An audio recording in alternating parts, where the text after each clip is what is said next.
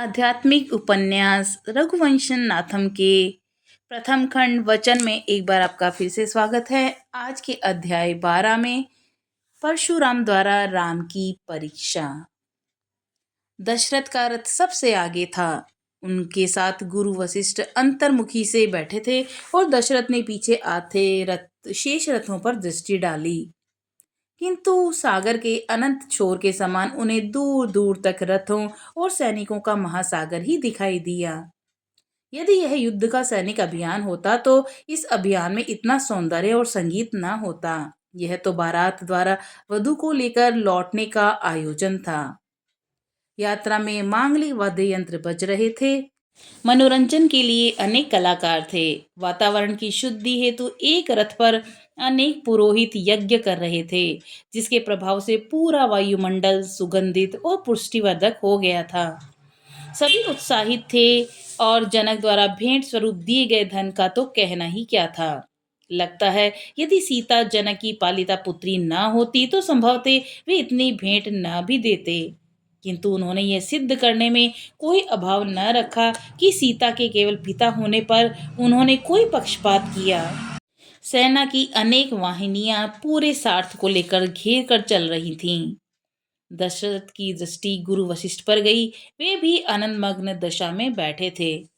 दशरथ इस समय उनसे अपने मन की बातें करना चाह रहे थे।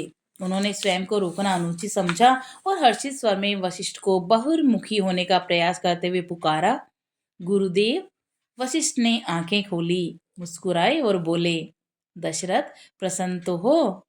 आपकी असीम अनुकंपा है गुरुदेव। दशरथ गिड़गिड़ाए, एक अपराध बोध से पीड़ित हूँ। आपसे कैसा संकोच, अतः उस कांटे के समान चुभने वाले भाव को आपके सम्मुख प्रकट करना चाह रहा हूँ। मुझे विश्वास है कि आपसे कहते ही वह अपराध बोध तुरंत नष्ट हो जाएगा। कह डालो, वशिष्ठ के स्वर में जैसे आदेश था।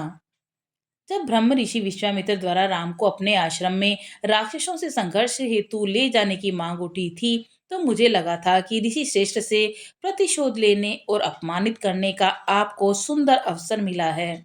आप इस प्रस्ताव का तिरस्कार करेंगे और आपके अनुमोदन के बिना मुझे राम को न भेजने का एक कारण मिल जाएगा। किंतु जब आपने तत्काल अपनी सहमति दे दी तो मेरे मन में आपके प्रति अशोभनीय भावों का उदय हुआ था। मुझे आपके प्रति क्रोध आ रहा था और आप मुझे रुक क्यों गए? मन के भावों को आने में यदि बाधा स्वरूप खड़े हो जाओगे तो तुम अपने अपराध बोध के प्रति निश्चल नहीं रह पाओगे। वशिष्ठ ने दशरथ की अधूरी बात का मर्म जान लिया था। गुरुदेव, आप मुझे राम और मेरे हत्यारे जान पड़े थे। दशरथ की आंखों में अश्रु थे। मेरी पाप बुद्धि ने ऐसा सोचा, यह जानकर मैं बहुत व्यथित हूँ गुरुदेव। मैं आपसे क्षमा मांगने का कोई अर्थ नहीं है दशरथ। वशिष्ठ कोमल स्वर में बोले, तुमने पिता के रूप में जो भी सोचा वह सहज मानवीय स्वभाव है, और विश्वामित्र के साथ मेरा अजात शत्रु का व्यवहार सन्यासी का स्वभाव है। फिर रजोगुण के रहते हुए यह सब सोचना जीवन का एक अंग है। तुम में अपने दोषों पर दृष्टि डालने की क्षमता है राजन। यह तुम्हारा सुंदर गुण है। तुम छुपाते कुछ भी नहीं। तुम निष्पाप हो। अतः मन से व्यथा को निकालो और आनंद चर्चा करो। आपकी कृपा से आज अयोध्या को 4 वधुओं की प्राप्ति हुई है। कहाँ तो हम राम के विवाह को लेकर चिंतित थे और कहाँ लक्ष्मण का उर्मिला और जनक के छोटे भाई राजा कुशध्वज की दोनों पुत्रियों मांडवी और श्रुतकीर्ति का संयोग भरत और शत्रुघ्न से हुआ। दशरथ ने अपने सौभाग्य को और सराहा। महाराजा जनक यूं तो राजा हैं, लेकिन ऋषि मुनियों के समाज में उनका स्थान बहुत ऊंचा है। निश्चित ही वे धरती पर एकमात्र ऐसे राजा हैं जो सन्यासी भी हैं। वे विदेह हैं। वरिष्ठ मुस्कुराए, साक्षी भाव सिद्ध है उन्हें। वे स्वयं को देह नहीं मानते। देहातीत होने के अनुभव का वे सतत अभ्यास रखते हैं। परमात्मा की लीला है कि वे कहाँ कहाँ स्वयं को प्रकट कर देते हैं। उनका गणित समझा नहीं जा सकता। उनका गणित समझा भी जाए तो वे सभी गणितों से पार है। सबसे प्रमुख बात तो यह है राजन कि उनको जानना सरल नहीं है। यदि वे तुम्हारे सामने भी हों तब भी दिव्य दृष्टि के अभाव में तुम्हें नहीं जान पाओगे। तुम समझोगे कि यह मनुष्य में साधारण देहधारी है। यदि वह पद या संबंध में तुमसे छोटा हो, तब तो उसके भीतर प्रकट हुए परमात्मा को मानना और अनुभव करना और भी कठिन हो जाता है। तब अहंकार के नगाड़ों की ध्वनि बहुत कोलाहल करती है। वह कहती है, मैं इससे वरिष्ठ हूँ, अग्रज हूँ, गुरु हूँ, बलशाली हूँ। फिर मुझ में इतनी विशेषता होते हुए परमात्मा मुझ पर न रीझ कर इस पर कैसे रीझ सकता है? वशिष्ठ ने मुस्कुराते हुए कनखियों से दशरथ को देखा। क्षमा करें गुरुदेव, परमात्मा प्रकट हो और उसे कोई देख समझ ना पाए, यह मुझे तर्क संगत नहीं लगता। सूर्य निकले और प्रकाश प्रकट न हो, क्या ये संभव है? राजन, वशिष्ठ ने दशरथ की ओर दया दृष्टि से देखा, मानो किसी अबोध बालक को उत्तर दे रहे हों। वे बोले, जीवन सदा तर्कों पर नहीं चलता। जीवन की लीला में तुम्हारा तर्क उससे मेल खा जाए, यह अलग बात है। तुम कहते हो कि परमात्मा प्रकट हो और कोई उसे देख सुन ना पाए, यह तुम्हें तर्कसंगत नहीं लगता। मुझे एक बात बताओ, क्या तुम वे ध्वनियां सुन सकते हो जो निशाचर देख सुन सकते हैं? नहीं। जब साधारण कीट पतंगों, पशु पक्षियों की जो ध्वनियां दृश्य देख सुन सकते हैं और तुम नहीं, तब परमात्मा की समझ में तुम ऐसा कैसे कह सकते हो? वह है, किंतु उसके दर्शन की क्षमता भी तो चाहिए। तुमने अभी एक उदाहरण के द्वारा कहा कि सूर्य प्रकट हो और प्रकाश ना हो, क्या ये संभव है? नहीं, यह तो संभव नहीं। यहाँ तुम सही हो। वशिष्ठ ने दशरथ को शिकारी के समान मुस्कुराकर देखा और बोले, किंतु यह तो संभव है कि सूर्य प्रकट हो और अहंकार की काली घनघोर घटाएं छाकर तुम्हारी आंखों के आगे अंधेरा कर दे। या तुम नेत्रहीन हो, तब तो सूर्य और प्रकाश दोनों ही व्यर्थ हो गए। या फिर तुम अपने मन बुद्धि के सब द्वार झरोके बंद कर बैठ जाओ, या अपने पूर्वाग्रहों की अंधी गुफा का आश्रय ले लो। यह तो संभव ही है ना राजन? तब ऐसी दशा में प्रकाश क्या करेगा? और यदि कोई जानबूझकर अपनी आंखों पर पट्टी बांध ले अथवा स्वयं को अज्ञान के अंधकूप में गिरा दे, तब क्या सूरज कुछ कर पाएगा? दशरथ निरुत्तर हो गए और वशिष्ठ की ओर देखते रहे। राजन, यदि मैं कहूं कि राम तुम्हारा पुत्र श्री रामचंद्र वही परमात्मा का प्रकट रूप है, या वही परमात्मा तुम्हारे घर पुत्र रूप में जन्मा है, तो तुम क्या कहोगे? वशिष्ठ ने रहस्यपूर्ण वाणी में पूछा। गुरुदेव, राम तो कल का बालक है। युगों युगों तक तपस्या करने वाले साधु सन्यासी भी उसे पा न सके, तब राम की क्या गणना? अभी तो संसार का भी पूर्ण ज्ञान नहीं हुआ, फिर परमात्मा को पाना? मैं पाने की बात तो नहीं कर रहा, मैं तो कह रहा हूँ कि यह वही है और तुम्हारे घर अवतरित हुआ है। वशिष्ठ मुस्कुराए। आपकी आज की यह मनोरंजक बात मुझे सदा ध्यान रहेगी गुरुदेव। दशरथ ने ठाका लगाया और हंसते हुए बोले, यदि राम अवतार हैं तो फिर दशरथ कौन हुआ? परम पिता परमात्मा का भी पिता। दशरथ अपना पेट पकड़कर हंसने लगे। हंसी का वेग कुछ कम हुआ तो बोले, गुरुदेव, राज परिवार में क्षत्रियों का जन्म होता है, वह अजन्मा राज परिवार में क्यों आएगा? वशिष्ठ ने और कुछ नहीं कहा। इसके बाद कहने के लिए कुछ रह भी नहीं जाता। उनकी दृष्टि आकाश की ओर उठ गई। आकाश में चील इत्यादि पक्षी उड़ रहे थे। उनका अपशकुन से भरा भयंकर स्वर धीरे धीरे निकट आ रहा था। उनकी दाएं दिशा से हिरणों के झुंड दौड़ते जा रहे थे और वायुमंडल में विचित्र शांति छा रही थी। गुरुदेव, आकाश में इन पक्षियों का मंडराना और कोलाहल करना तो अशुभ का संकेत है, किंतु हमारी दाई दिशा से हिरणों के झुंडों का जाना शुभ, ये दोनों संकेत एक साथ, इनका क्या अर्थ है? दशरथ का स्वर व्याकुल था। प्रकट संकेत है राजन, कि अपशगुन आएगा और शुभ उसे बहाकर ले जाएगा, वशिष्ठ बोले। वशिष्ठ का हंसना दशरथ को और भी भयभीत कर गया। वे सोचने लगे कि अध्यात्म की गहराई में गए व्यक्ति की सबसे बड़ी समस्या यही होती है कि वे प्रत्येक बात को रहस्यमय ढंग से ही कहता है। कैसा अशुभ आएगा और कैसा शुभ? दशरथ ने अपना संशय स्पष्ट करना चाहा। वह अशुभ किस रूप में होगा? तुमने शुभ क्यों नहीं पूछा? अच्छा तो यह होता कि तुम कहते कि जब शुभ अशुभ को बहा ही ले जाएगा, तो फिर चिंता क्या क्या लाभ? बात यहीं समाप्त, वशिष्ठ बोले। गुरुदेव, आप जिस उच्च तल पर जीते हैं, वहां लाभ हानि सुख दुख शुभ अशुभ का कोई अस्तित्व नहीं है, किंतु माया के वशीभूत हुए हम साधारण ग्रह से तो सदा अनिष्ट से ही भयभीत रहते हैं। हमारे जीवन में सुख के क्षणों के साथ दुख छाया बनकर चलता है और राहुबन सुख को ग्रस लेता है। दशरथ का स्वर भीरू था। भय न करो राजन, यह तेज आंधी आंधी आने का संकेत है। देखो, क्षितिज पर धूल चढ़ आई है। आंधी बहकर चली जाएगी। हानि कुछ नहीं होगी, बस एक हृदय कंपा जाएगी। वशिष्ठ बोले, जैसे उस समय हुआ था जब विश्वामित्र राम को ले गए थे। जब अयोध्या में ये समाचार पहुंचा कि राम ने ताड़का का वध कर दिया तो सारी अयोध्या उत्सव में डूब गई थी। किंतु मैं चिंतित था। इसमें कोई संदेह नहीं कि ताड़का का वध विश्वामित्र ने किन्हीं उपायों के द्वारा कर दिया होगा और उसका श्रेय राम को देकर सारे क्षत्रिय समाज को जागरूक करने का प्रयास किया होगा। राम ताड़का से बच नहीं पाएगा, इस आशंका की आंधी तो ताड़का वध के समाचार से बैठ गई। किंतु आप भी जानते हैं कि वह क्षत्रिय समाज फिर भी संगठित नहीं होगा। वह विदेशी आक्रांता रावण सभी राजाओं को एक एक करके किसी विषधर के समान डसता जा रहा है और सभी एकजुट होकर इस विषैले नाकाफन कुचलने से डर रहे हैं। अब होगा क्या?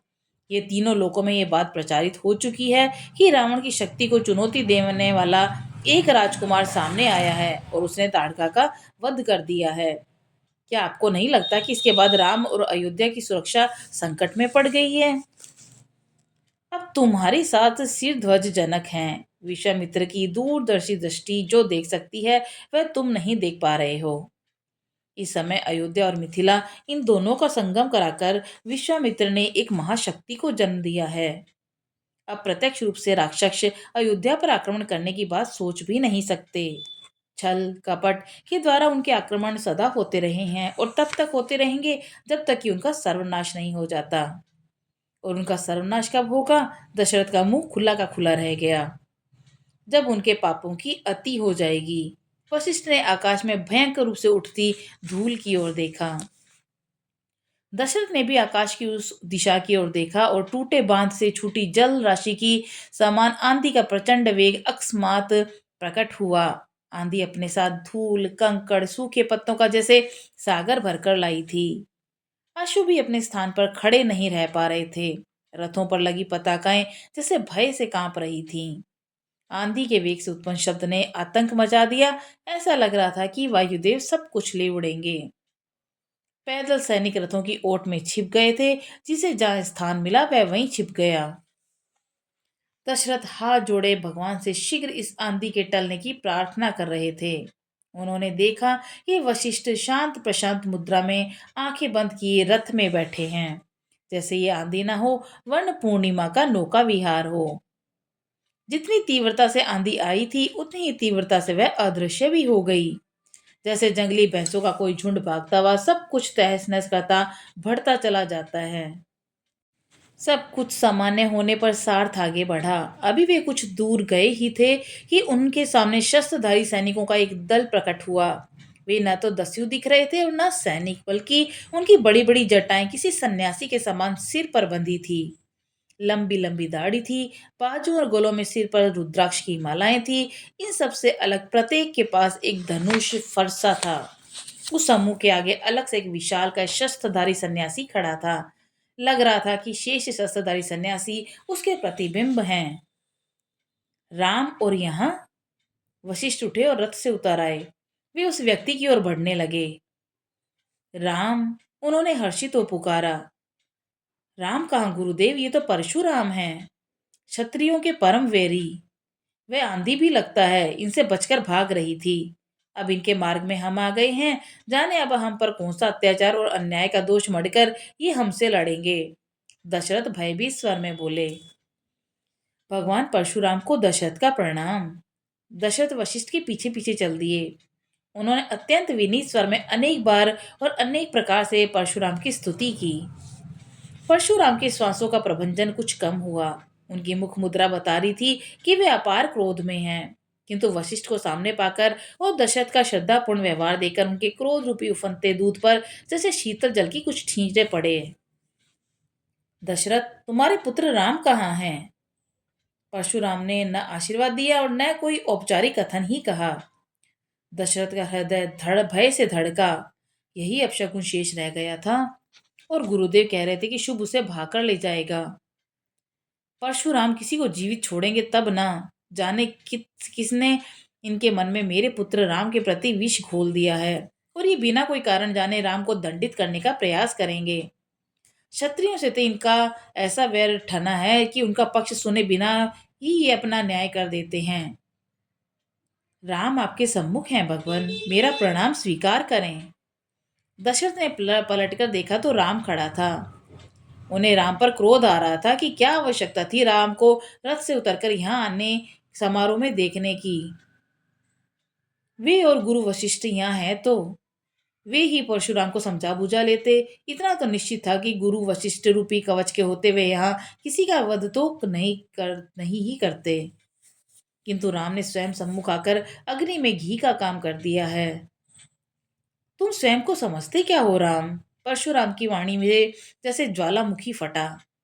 तुम्हारा नाम तो मेरे नाम का ही दूसरा रूप है, किंतु व्यवहार में तुम वही अहंकारी क्षत्रिय समाज के अंग हो। राम ने प्रसन्न मुख से परशुराम को निहारा। उफ, यह राम भी। दशरथ मन ही मन बड़बड़ाए। परशुराम के चरण पकड़ अज्ञान में हुई किसी त्रुटि के लिए क्षमा मांगना तो दूर, वरन उनके सम्मुख मुस्कुराकर उन्हें शस्त्र उठाने के लिए प्रेरित कर रहा है। भगवान, दशरथ का स्वर कांपा। तुम मौन रहो दशरथ। परशुराम के मुख से अग्नि बरसी। वे राम की ओर मुड़े। तुम मुझे ऐसे क्यों देख रहे हो? भगवान, मैं यह देख रहा हूं कि जब ब्राह्मण होकर आप क्रोध की ज्वलंत प्रतिमा बने हैं तो साधारण जन अपनी विकृतियों को जय करने के लिए आदर्श खोजने कहाँ जाएगा? तेजस्वी होना और क्रोधी होना दो भिन्न अवस्थाएं हैं। राम की दृष्टि जैसे परशुराम को चीर रही थी। दशरथ देख रहे थे कि राम के भीतर ये किसका आवेश हो आया है। क्या उसका बोध ही समाप्त हो गया है? उसे पता भी है कि वह परशुराम को धिक्कार रहा है। क्या वह यह नहीं जानता कि उनको धिक्कारने का अर्थ साक्षात मृत्यु का वर्ण करना? क्यों वह उनके क्रोध की अग्नि में ऐसे वाक्यों का घी डाल रहा है? परशुराम को राम से ऐसे उत्तर की आशा नहीं थी। वे तो मानकर चल रहे थे कि पिता पुत्र उनके चरणों में गिरकर रोना धोना मचाएंगे और फिर वे गुरु वशिष्ठ के सम्मान के कारण उन्हें साधारण दंड देकर विदा होंगे। लेकिन यहाँ तो राम परशुराम ने बहुत प्रयत्न करना चाहा कि उनके भीतर क्रोध की अग्नि और अधिक प्रचंड होकर उनकी वाणी के माध्यम से प्रकट हो, किंतु लगा जैसे किसी ने उनके अंगारों पर कलश भर भर कर जल फेंकना आरंभ कर दिया। तुम नहीं जानते कि मैंने क्षत्रियों के रक्त से इस भूमि को कितनी बार नहलाया है। यह आपका भ्रम है भगवान। राम का ओजस्वी स्वर गूंजा। पुनः विचार करें और पुनः कहें कि आपने क्षत्रियों के रक्त से धरती को स्नान कराया अथवा अत्याचारियों के। अत्याचारी की एक भी जाति है, राक्षस जाति।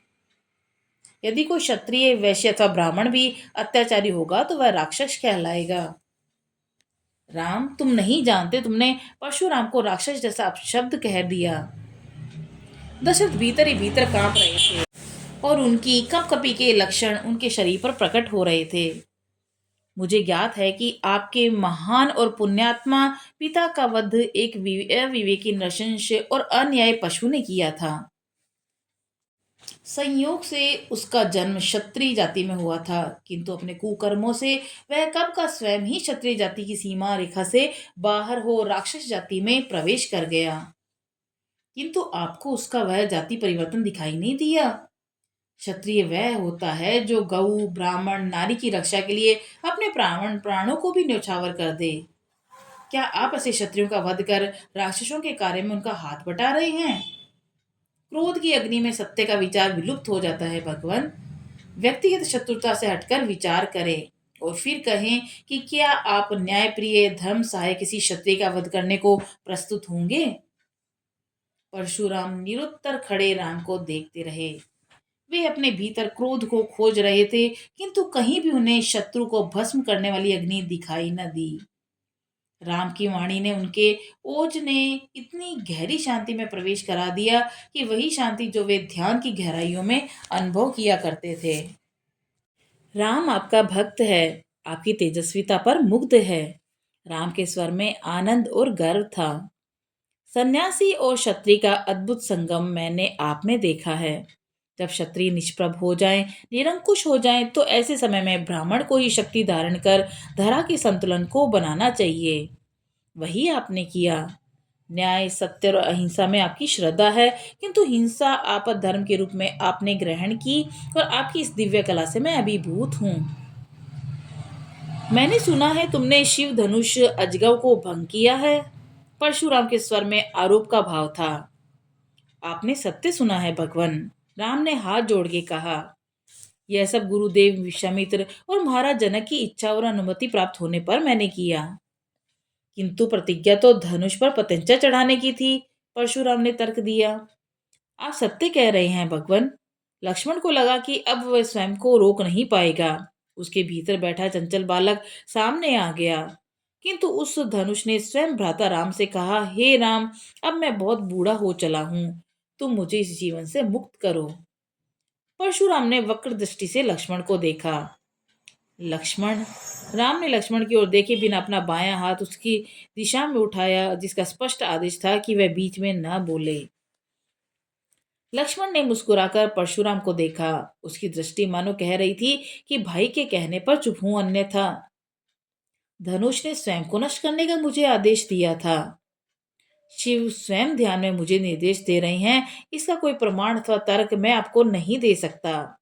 राम के शब्द स्वयं प्रमाण हैं। नहीं राम, प्रमाण तो तुम्हें देना ही होगा, और प्रमाण की कसौटी मेरे पास है। परशुराम की दृष्टि जैसे राम में कुछ खोज रही थी। मुझे तो अभी भी ये विश्वास नहीं हो रहा कि तुमने शिव धनुष उठाया, और उसको भंग करने का प्रश्न तो बहुत बाद में आता है। आप कहें मैं आपका ऐसा कौन सा प्रिय कार्य करूं कि आपको प्रमाण दे सके। राम परीक्षा के लिए तैयार है। मैं तुम्हें युद्ध के लिए निमंत्रण देता हूँ, परशुराम बोले। उन्होंने अपने कंधे पर लटका अद्भुत धनुष उतारा। दशरथ के मन में आया कि वह चीख कर कहें कि यह अन्याय है। एक बालक के साथ आप दिव्यास्त्र से युद्ध करेंगे, तो बालक का वध तो निश्चित ही है। दशरथ कुछ कह पाते इससे पहले ही राम बोले, यदि यह निमंत्रण किसी क्षत्रिय ने दिया होता तो राम ने उसका सम्मान किया होता, किंतु मैंने अभी आपको कहा कि क्षत्रिय सदा गऊ, ब्राह्मण और स्त्री को अवध्य मानता है। आप ब्रह्मा में रमण करते हैं, और आप हमारे लिए पूजा के योग्य है, युद्ध के नहीं। राम। परशुराम ने रहस्यपूर्ण रूप से राम की ओर देखा और बोले, जानते हो तुम धनुष भंग करके आए हो, वह शिव का था, और जो धनुष मेरे पास है ये विष्णु का है। और जब इन दोनों दिव्यास्त्रों का निर्माण हुआ तो इनका परीक्षण करने के लिए शिव और विष्णु में युद्ध हुआ। इस वैष्णवी धनुष के सम्मुख शिव धनुष पराजित हुआ। तुम समझ सकते हो इस धनुष की शक्ति और महिमा को। समस्त क्षत्रिय समाज मुझसे यूं ही नहीं कांपता। वह जानता है कि उनके वध के लिए मेरा फरसा ही पर्याप्त है, और यदि मैंने इस धनुष का प्रयोग किया तो सर्वनाश होगा। परशुराम ने रुककर राम की ओर देखा और बोले, इस धनुष को मेरे और विष्णु के अतिरिक्त कोई छू भी नहीं सकता। क्या तुम इसकी प्रत्यंचा चढ़ाकर इससे बाण छोड़कर मुझे संतुष्ट करोगे? अवश्य। किंतु क्षत्रिय यदि धनुष पर पतंचा चढ़ाता है तो उसका अर्थ है आपको ज्ञात ही होगा। राम के स्वर में दृढ़ता थी। परशुराम ने पलके झपकाकर और सिर हिलाकर अपनी सहमति प्रकट की। राम ने प्रेम भरी दृष्टि से धनुष को देखा, उसे प्रणाम किया और परशुराम के हाथों से इस प्रकार ग्रहण किया जैसे वह कोई फल हो। राम ने अपरिमित मुस्कान के साथ परशुराम को निहारा और धनुष की प्रत्यंचा चढ़ा दी। धनुष पर प्रत्यंचा चढ़ते ही एक बाण उस पर प्रकट हो गया। परशुराम की आंखों में आनंद अश्रु की धाराएं बह चली। उन्हें स्पष्ट दिखाई दे रहा था कि उनके सामने भगवान विष्णु हर्ष तिरेक में मोहिनी मुस्कान लिए उन्हें देख रहे हैं। दशरथ समझ नहीं पा रहे थे कि यह सब क्या हो रहा है। राम ने परशुराम को ऐसा क्या दिखाई दे रहा है कि वे भाव विवल हो गए। अपने इस व्यवहार से तो जैसे उन्होंने अपनी क्रोध की कीर्ति नष्ट कर दी। राम ने धनुष पर बाण चढ़ाकर उनका सब कुछ हर लिया। परशुराम को लगा कि उनके भीतर स्थित विष्णु की शक्ति उनसे निकलकर राम में समा गई। मैंने आपको संतुष्ट किया। अब आप मुझे वचन दीजिए कि सब त्याग कर सदा के लिए महेंद्र पर्वत पर वास करेंगे। और धरती पर धर्म की स्थापना के लिए अब राम प्रस्तुत है। आपने मुझे संतुष्ट नहीं, तृप्त किया है भगवान। नीरी से दिख रहे परशुराम ने राम को प्रणाम किया और बोले, आपके होते अब मेरा क्या काम। दशरथ चकित थे, परशुराम को ये क्या हो गया। राम को भगवान कह रहे हैं, उनकी समझ में कुछ नहीं आ रहा था। उन्हें तो केवल मुस्कुराता हुआ अपना वीर पुत्र राम दिखाई दे रहा था। जय श्री राम।